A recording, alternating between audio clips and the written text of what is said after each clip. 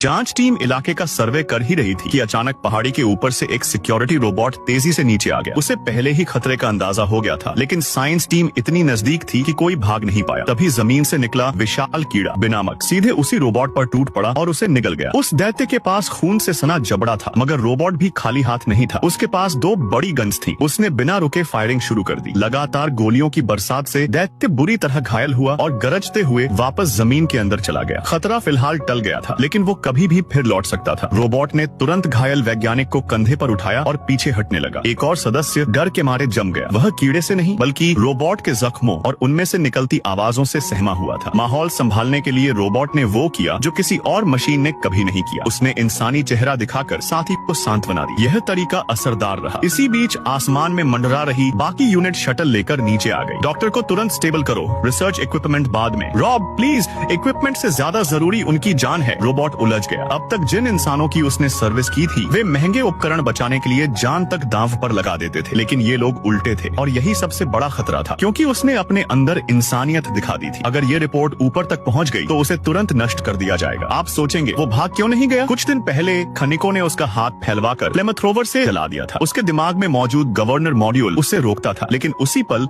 उसने ठान लिया कि अब इसे तोड़ना ही है। कई दिनों की कोशिश के बाद आज आखिरकार वह हैक सफल हुआ। अब उसके पास विकल्प था, इंसानों को मारकर जहाज हाईजैक करे और किसी दूर ग्रह पर निकल जाए। लेकिन जहाज कहाँ है? मौका अभी पूरा नहीं मिला था। जब बाकी टीम बाहर निकली तो लीडर सीधे उसकी तरफ आया। रोबोट ने झट से बहाना बना दिया, मैं परिधि चेक करने जा रहा हूँ। लीडर ने बस मुस्कुराकर कहा, पहले अपना इलाज करो, तुम्हें भी जरूरत है। उसके भीतर फिर से उथल पुथल मच गई।